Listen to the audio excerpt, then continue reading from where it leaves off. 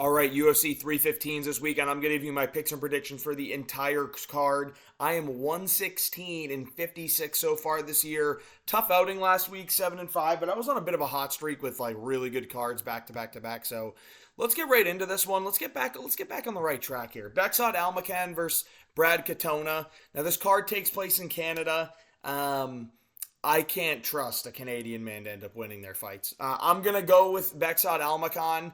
I actually don't think Brad Katona is bad. I think he's a tough guy to take down. I don't see Bexot being able to really get takedowns here. But I think he can land some punches. He's fast twitch. He's very physically strong. He's the guy that knocked down Umar. I'm going to go with him to win this fight against Brad Katona. I just think he's got more fast twitch muscle. I think he's going to be able to be a little bit more clean in the striking. Brad Katona's tough. He's gritty. I don't see Brad Katona getting finished, but I think Bexot's just going to end up winning this round by volume, damage, able to really put it on Brad Katona. So I'm going to go with Bexot Almacan to win this fight, probably by decision. Moving on, Zhang Young Lee versus Daniel Santos. These odds have flipped back and forth a couple of times. I'm going to go with Zhang Young Lee. I think he's far too big for Daniel Santos. And I think his striking's like better. Like his defensive striking, he gets hit a lot. But he's very physically strong. Throws a lot of volume. I mean, he got 40 punch KO'd by Haider Emil in his last fight. But if I look back, that is legitimately, like almost a year ago now? That was July on that Lemos Jandiroba card that no one fucking cares about. I just think Zhang Young Lee's going to be more physical than him. I know that Daniel Santos is kind of mini Oliveira, but I can see Daniel Santos getting hurt early in round one, bouncing back, having a decent round two, and Zhang Young Lee just being able to get it done in round three via damage. I think Zhang Young Lee's grappling is okay. When I say okay, I think Daniel Santos is better grappling, especially in jiu-jitsu, and he's more of a submission threat. But I think Zhang Young Lee's a little too physically strong for Daniel Santos to get down. I think Daniel Santos is, I don't want to say he's undersized for the division, but he is coming up from bantamweight, and I bet he's going to be a little bit more technically sound than Zhang Young Lee, but when I just look, like Zhang Young Lee is a massive, massive featherweight. He's huge. Obviously, they're going to be the same weight when they go in there unless someone misses, but I think Zhang Young Lee, he's bigger, he's got much longer reach, and he's got more power when he actually like puts the muscle mass together. He looks big in that octagon, especially for featherweight. So I'm going to go with Zhang Young Lee to win this fight. I think he gets it done via decision, 29-28. Moving on, Marc-Andre Barriault versus Bruno Silva. I thought Bruno Silva was retiring. Turns out he's not. Now, he definitely has the more power in this situation. He can be dangerous, but I actually think Marc-Andre Barriault's going to get it done. I think that Bruno Silva's breakable. I think when he gets in there, it gets a little tough for him at times, and I just question he was just about to retire. He came back. When was his last fight? Was it when he was getting eye poked by Weidman? Had to be, right? No, he got schooled by Nordiev in Abu Dhabi. Chris Weidman took him, eye poked the shit out of him. Shara beat him up. Brendan Allen subbed him. He's on a 4-fight losing streak. I just think that's too much of a skid to overcome. And I know Barriault's last fight, he got slumped something awful by Joe Pyfer. Oh no, he got slumped by Dustin Stoltzfus too, dude. The chin's gone, buddy. Marc-Andre Barriault has lost the plot. But when he's in Canada, he does tend to perform. Actually, he lost in Canada against Stoltzfus. Fuck, man. He lost to Chris Curtis, too. I just think Bruno Silva is the level of opponent that Marc-Andre Barriault's going to beat. So I'm going to go with Marc-Andre Barriault. I think he loses the first round, but I think he out-cardios him in round 2 and even finds a finish in round 3. I think he's just going to break Bruno Silva. I do. I'm going to go with Marc-Andre Barriault, round 3 TKO against the fence, landing a bunch of punches that Bruno Silva's just not intelligently defending. He's covering up, getting whacked. Maybe a big elbow comes in from Barriault in that combination and it ends in round 3. Greff pulls him off. Maybe an early stoppage, but I think Marc-Andre Barriault's going to get it done in this one. Round 3 TKO I'm going to go with. Navajo Sterling versus Ivan Arslan. I'm going Navajo Sterling, and I actually think he's going to get a finish in this fight. I'm going to say round 2. I think he stings Ivan Arslan pretty good in the first round. But I think in round 2, Ivan Arslan's going to be a little too aggressive and just get caught with something coming in crazy. The reach advantage is there for Navajo Sterling. He can pepper that jab out. And Ivan Arslan's the type of fighter that he wants to lunge in and hit you. Like, he will lunge in, throw something crazy to get in on the inside. And I think Navajo Sterling has some pop, has some power, and has the ability where if someone's going to get a little more reckless with him, he's going to start finding his shots and land a very clean counter or a very clean straight shot as Ivan Arslan's coming in to put him down and then TKO him. So I think Navajo Sterling gets this one done. I'm going to say early in round 2. I think round 1, he's looking really good, piecing up Ivan Arslan, making a lot of reads, using the jab. He's not the normal CKB guy where he's tapping low kicks and only peppering the jab. Like, he'll mix in some serious power. So I'm going to go with Navajo Sterling to get this one done. He's younger, and he's also newer in his career. Ivan Arslan's not bad, but I trust Navajo Sterling in this fight. I trust him to be able to defend the takedowns. He's very physically strong, and I think he's going to be able to get it done here against Ivan Arslan. So I'm going Navajo Sterling, round 2 TKO. Modestas Bukauskas versus Ion Cutelaba. I'm always picking Ion Cutelaba, and I'm going to do it again. Now, I can absolutely see Modestas Bukauskas staying on the outside this whole fight, just landing shots, and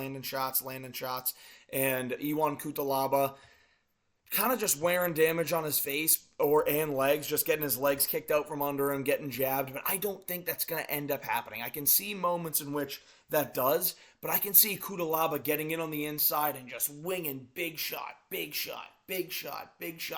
a takedown, elbow, takedown. I think Ion Cutelaba is going to end up getting a finish in this first round. I think this new Ion Cutelaba, as he's entered his prime, has been much better. And when you look at the people that he loses to, he beat Ibo Aslan in the first round. Like that was a kind of a banger of a fight, but he just destroyed him, really. Like, hit him with a couple of really good shots, slipped a couple of good shots, got the takedown, got the sub. Beat Ivan Arslan by a split. I thought he won that pretty clearly. Then Felipe Lins he lost to, but he was the one in that fight grinding it out. He just got taken down and held there, and Bukauskas can't do that to Ion Cutelaba. Tanner Boser he knocked out. Whoop-de-fucking-do. He got knocked out by Nzechukwu, but Nzechukwu's a very tall, long, rangy guy, which I get Modestas is, but Nzechukwu's more powerful, and he has crazier range and height. Lost by submission to Johnny Walker and Ryan Spann. It's not a good look, but those are, to me, they're stronger competition than Modestas, and they're a little bit more dangerous. I just don't think Modestas is as dangerous, and I think Ion Cutelaba's hitting his prime. I think he's hitting his stride, 2-fight win streak. I think he's going to get another one here. I think he gets it done in the first round. Maybe a ground and pound TKO. I can see him getting a takedown, ground and pound TKOing him, maybe getting a sub, but I think Ion gets a finish in this first round against Modestas Bukauskas. When we see people that are very physically imposing against Modestas, he does like to back up, and he loses those fights. Zakaria, not the kind of guy that's going to back you up the whole time, right? He's a quitter in the cage. Prachnio, not the guy that's backing you up the whole time. They had a good fight, but it was very point fighty. Petrino, scary guy, walks forward at you the whole time, lands the big shot, knocks him out. Pauga, they had a very close fight that Pauga arguably won. He lost to Tyson Pedro in a stinker, or he beat Tyson Pedro, but that was a stinker. Not someone, again, that's walking you down like crazy. He's trying to countershot you. So I think Ion Cutelaba is going to get it done in the first round. I'm not going to overthink this one. At flyweight, Jessica Andrade doesn't win. She doesn't. At strawweight, she wins. But at flyweight, she doesn't. I think Jasmine Jasudavicius is much better than her. And I think she mixes up the takedowns with her strikes very well, and I think she's going to actually dominate Jessica Andrade in this fight. I'm going to go with a 30-27 unanimous decision from Jasmine Jasudavicius. I think she's going to mix up the striking and the takedowns, and it's going to kind of overload the brain of Jessica Andrade. She was very one-sided, where it's physical, power, run in, take you down, or just charge at you with wing and hooks. And I think that Jasudavicius can find a couple. She's a good, nice lead elbow. I think that Jessica Andrade could be running in with hooks, and Jasmine Jasudavicius stays very defensive. Boom, steps in with an elbow, gets a takedown. Hopefully I'm close enough to the screen for you guys where I'm not like fading out as I back up. So I'll make it closer. But I think Jasmine Jasudavicius gets this one done, 30-27 unanimous decision, and she'll have the hometown cooking on her side. So as far as Canada goes, 2 fighters from Canada might actually win on this one. 3 could, but I'm going to say 2 do so far. But it ends here for them. Charles Radke's getting it done. He's based. Enough said. But in more of an analytical breakdown, Mike Malott, dude, I keep shaking this fucking thing, man. Sorry. Mike Malott is overrated as fuck, dude. He stinks. I don't want to say he stinks. He's better than me, right? But as far as this welterweight division, this guy got finished by fucking Neil Magny. He did. I don't know that he's actually 6'1" either. I'm going to say that as well. I think the power advantage is on Radke's side, and everyone talks about that left hook because it's dangerous. Charles Radke has a dangerous left hook, and he likes to walk people down. He does. He likes to walk you down, get you against the cage, and then let the hands go.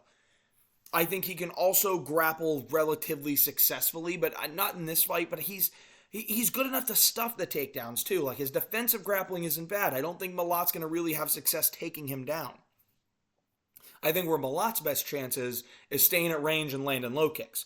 But I think Radke knows that, and I think Radke's going to get on the inside, put hands on Mike Malott, and when he does, I actually think he's going to find a finish here. Because if he doesn't, I can see Canada just robbing him to make sure he doesn't get on the mic and says it again in front of all those soy people. And Mikey Malott, they get to keep their guy. Oh, Mikey Malott won. Mikey. Most soy Canadian fucking chant I've ever heard. Sorry for those of you that follow me and live in Canada. I'm just saying Mikey Malott is not him. Yeah, dude, I get Malott has some good low kicks, but that's the only danger I see for Charles Radke here. I don't see the wrestling actually posing a threat. Radke's drilling takedown defense with Belal Muhammad all camp. You think Mike Malott's going to take him down? He's boxing with Belal Muhammad all camp, hands like Canelo, you know what I mean? Like, you think Mikey Malott's putting hands on him? I think it's going to be the low kicks, and that's it. I think that Charles Radke's going in there training every day with Belal Muhammad, who is in a championship fight against the guy that's very good at boxing. I think Radke's probably in there trying to emulate JDM for him. So they're in the same weight class too. I trust in Radke, man. I think he's got the mentality for it too. I don't think he's scared of Mike Malott. I think he's going out there to prove a point. I'm gonna beat the shit out of you, buddy. You don't boo our national anthem and get away with it. So Mikey Malott, your time has come, and you're gonna pay for the sins of all the Canadians that booed the American national anthem. So I think Charles Radke gets a KO here in round 2. Big left hook that lands over the top. Finishes it with ground and pound against the cage. Couple of right, almost like Nasruddin Imavov-esque, where it's like just punches against the cage. Or Ilya-esque against Volk, that AI knockout that we see all the time. Charles Radke, round 2 TKO. I think that's the first underdog of the card. But we have a lot of pick'ems. Like, Kudalaba Bukowskis is pretty much a pick'em. Jung Young Lee, Daniel Santos, they flip back and forth. It's a pick'em. I'm going Radke, round 2 KO. Layup for BSD here. Pripolek, I know he's fought in the UFC in the past, but he was not successful. He's 35. He's not, like, getting better. He's always injury prone. Listen, BSD was going to get smoked by Joel Alvarez and get cut from the UFC. Go to the fucking GFL, the PFL, Bellator, whatever, dude. He was going anywhere else, but you get to survive, Benoit. You live to fight another day. I think he's going to go out there and get a submission win in round 1. I think he's going to be able to just marotte down against Kyle Propolak, land a couple good body kicks, some just ugly left hand straight down the middle, shoot in, get to the hips, get a takedown, get to the back, get a rear naked choke. I just see a rear naked choke within 3 minutes of round 1 for Benoit Saint-Denis here. Think he's going to absolutely disrespect Pripolek out there. Think Pripolek knows he has his built-in safety blanket of, I came in on short notice, blah, blah, blah, blah, blah. I'm a plus 650 favorite. I'm not even supposed to win, and I think he's just going to take the beating that he's going to get. So I'm going to go with Benoit Saint-Denis, first round submission. I think it's straightforward here. I think he's a better grappler than Pripolek. Listen, he's not a technical striker, but he's got more power. And yes, he leaves his chin right on the line, but he's better than Propolek. It's that easy, dude. It's that, let's not have people fucking hardcore this one. I watched him back in 6 years ago in 2019 when he made his run against fucking Mickey Gall, where he lost probably. June of 20, so he stayed like active here, but then again, like his fight before that, April of 23. Was active in 22. But like, look at these, these aren't even real promotions, bro. He lost when he was in the UFC. He lost to Austin Hubbard by decision and Nordine Taleb. Like, I'm sorry, buddy. Why is he always fighting on cowboy cards, too, dude? He must be training with cowboy or something. I don't know. Fucking Benoit Saint-Denis is going to absolutely marotte this guy. If you think otherwise, you're overthinking it. Stop being a fake hardcore. Prepolex not good for the UFC. Benoit Saint-Denis takedown, rear naked choke, round 1. I don't even know why I'm wasting your time with that. Move on. Alexa Grasso, Natalia Silva. I'm going Natalia Silva here.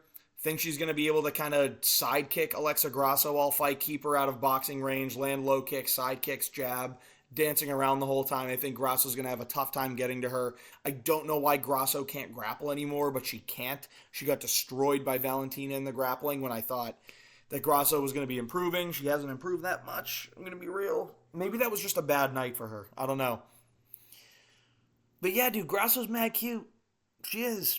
That's all I got for her, though. And I think her boxing's better. I really do. But I think the Muay Thai in the kickboxing of Natalia Silva is much better than Alexa Grasso's. I think she can counter grapple as well. I think she's going to be tough to take down. And I think that she's going to be able to stay on the outside of this whole fight.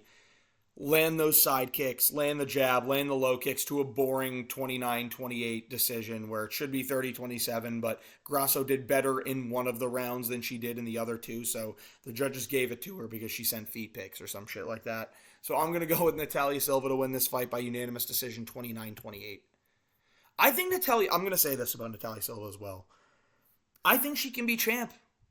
I think if she wins this fight, she's going to be next for the title. And I think she can beat Fiara, and I think she can beat Valentina. I think she poses a very difficult style for a lot of them. And she's good. Like, she's very talented. So I'm going to say Natalia Silva wins this fight. Unanimous decision. Jose Aldo, Amin Zahabi. Jose Aldo's winning. You're fucking crazy if you think Zahabi's winning. Dude, I watched the Show Me the Money podcast, and they're talking about all the ways that Zahabi can win. Bro, he's not a grappler. Like, he's not going to be able to do this thing where he holds Aldo against the cage. That's for physically dominant people like Marab and Mario Batista to do. Terrorists of the sport. But, like, Mario Batista is very good. Marab is the fucking champion. Jose couldn't take him down. Batista didn't actually take him down. Aldo doesn't get taken down, so there's no world in which Ariel Helwani is able to take him down. Ariel's going to go try and push him against the cage, and even in that sense, I don't think that works for him because I think Ariel Helwani's not physically strong enough to hold Aldo there. I think Aldo's been working on getting off the cage and is going to finally get off the fucking cage. He's going to finally fucking do it. Now, in the striking, Amin Zahabi's bread and butter. He's very defensively sound. So that's what I will say is I think that he's very hard to hit up top. Very defensively sound. But Jose Aldo is so technical and so good, mixes up the body and the head. I think he's going to land. I think he goes back to low kicks this fight. I don't think he's going to stand there and just box with Zahabi. I don't think he's going to get stuck there. I think he's going to mix in, land a lot of those good low kicks, land the good body shots. I think he finds a TKO in round 2.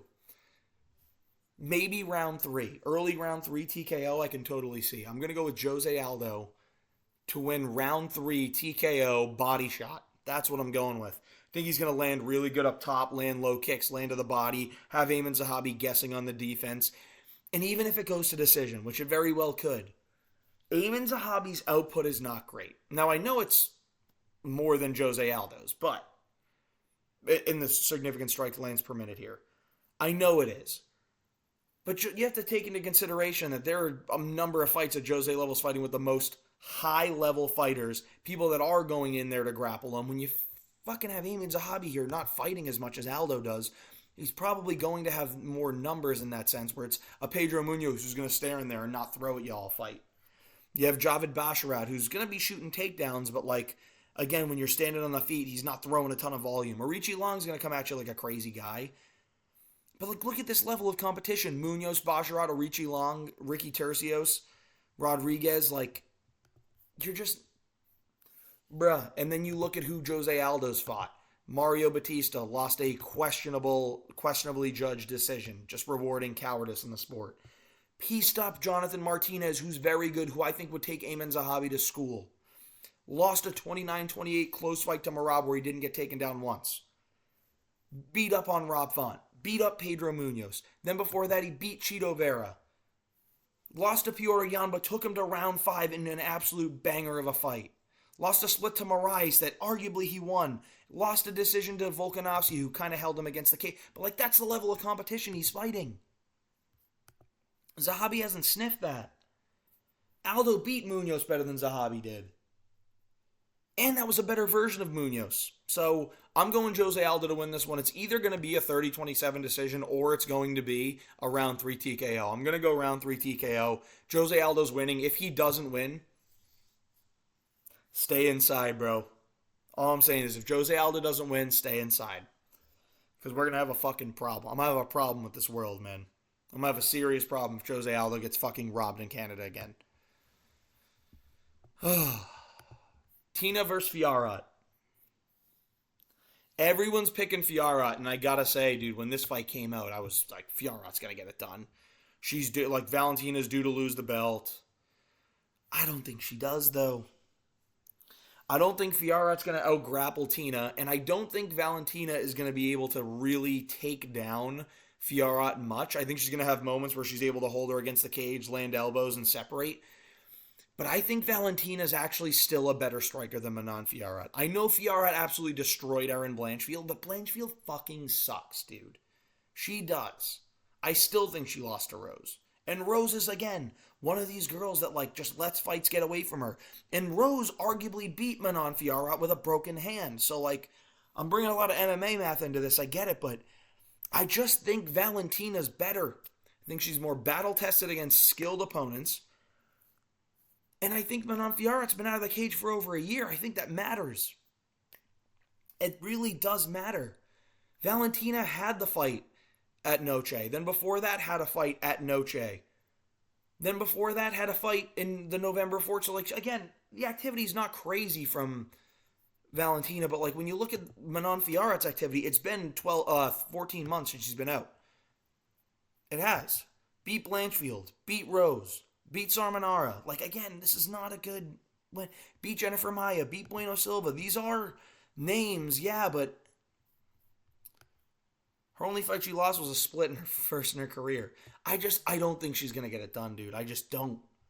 I really don't. I think that Manon Fiorot is good, technical, but I think Valentina's a lot smarter in the IQ. I think she's going to be able to land the jab, get out. Low kick, get out. Body kick, get out. Jab, jab, 2, out. She's going to play this very in and out, and I think she wins a very technical, boring, outside foot battle decision against Manon Fiorot. I'm going to go with that one here. I can't believe Valentina's an underdog. It's Valentina Shevchenko. I think she gets it done 49-46 over Manon Fiorot. In and out, in and out, in and out. Out technicals are in the striking. And lastly, Belal Muhammad versus Jack Della Maddalena. You guys know I'm a fan of Belal, bro. But I've been saying this for so long. I like Jack more. I think JDM gets it done, and I think he gets it done by TKO in round 3. That's what I think. I think Belal may be able to get a takedown or two early. I just think every time Jack's going to be able to scramble out of it. I think when it comes to Belal Muhammad, he doesn't pose a finishing threat, which when you're in there for 25 minutes for Jack Della Maddalena, who can put you out at any time, that's a serious threat. So Belal was able to kind of get Leon backing up because Leon does that shit. Like, he allows you to bully him in the cage. JDM doesn't. If Belal wants to come forward, Jack Della Maddalena goes, I'll meet you in the fucking middle. So I think Leon was a perfect style to lose to Belal, which is why I picked Belal. You guys know I picked Belal. You know I think Belal is very good. And I think his striking is still underrated. Like, he not underrated by him. He don't got Canelo hands, but it's underrated. Like, he has good technical boxing, and he's very, very physically strong and durable and tough. And he's roided out. But I think he might have some success in round 1 against Jack. I don't think it's really going to be in the striking. I think when he's in the striking, it's going to be a lot of Jack Della Maddalena landing powerful jabs, good body shots, hook, jab 2, jab, jab 2. I think the combinations from Jack Della Maddalena, he can extend them very well, and he's so good in the pocket. I think that Belal is going to shoot takedowns pretty frequently, but I don't think he's going to get them all. I think that JDM's going to be able to stuff some of them. I think he's going to have moments where he gets to the ground, but he's able to scramble out of it. That's one thing about JDM is you're not, like, he doesn't quit, bro. You're not going to get him to quit. He's always going out there to win. He got subbed once. He got TKO'd once. Yes. Look at how early in the fucking career it is. He lost his first 2 fights. Lost to Alden, whoever, like in 2016, he lost these fights. Now he's on a 17-fight win streak. Gets to the UFC, beats up on Angelusa, KOs Pete Rodriguez in round 1. KOs Ramazan Amin with a body shot in round 1. Look at all the work he's done. 3 fights in 22, 3 in 23, 1 in 24. Now, it has been over a month since he's been in the cage as well, or over a year. But that tells me, in his sense, he's gotten all the injuries healed. He's not sitting out waiting for a title shot. He broke his arm against Gilbert, so he gets surgery, and now it's like, you know what? While that's healing, let's work on the other stuff so that way my body can fully heal, and then it's just training. He KO'd Burns, and it was looking tough in that fight. The judges had the fight wrong, but it was one of those fights where you're like, JDM won a round, Burns won a round, and then it's round 3, a lot of control from Gilbert Burns. And JDM gets up and ends up landing the big knee to KO him. Huge win. Beats Holland by split. It was a clear win. Beat Hafez by split. It was a clear win. KO'd Randy, or submitted Randy Brown, bro. Like, Randy Brown's really fucking good. Really, really good. Listen, I know Belal's very good, and I know everyone's like, oh, he's going to be a long-reigning champ. It took so long for him to get there. He should have got it earlier. I agree.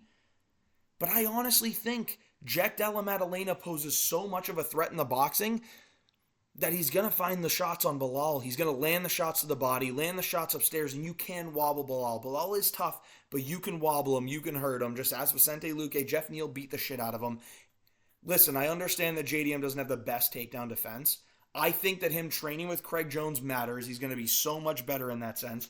And the thing is, in the scrambles, JDM is always doing something to like move, try and get out. He's not sitting there accepting position, not trying to not get finished.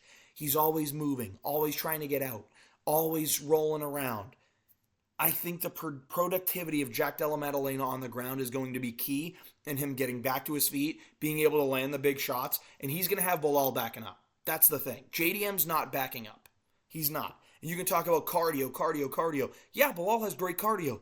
Dude, JDM has fantastic cardio. Fantastic cardio. We've seen it. So I'm going to go with JDM to win this fight. I think he finds a TKO in round 3, starts with the body, lands up to the head, and I actually think he stiffs Belal. Absolutely lands a big shot on Belal, big hook with a right hand behind it, and just KOs Belal out cold. I like Belal, man.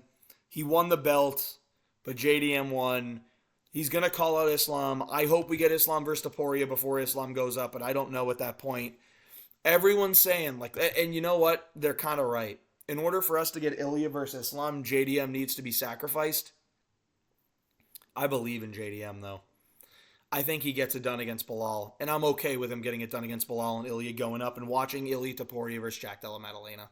I think Jack would be a heavy underdog in that fight, and depending on how he looks in this one, I may take him again, but we'll see. Hope you enjoyed the video, guys. If you did, please like and subscribe. I'm picking JDM. Main event's going to be good, but I'm going to tell you this card is going to be, fight of the night's going to be Radke versus Malat. Fight of the night might actually end up being Belal versus JDM, but I think JDM's going to win. I think Radke and Malat's another fight to really watch out for, and I think we're getting a Jose Aldo masterclass. If you enjoyed the video, please like and subscribe.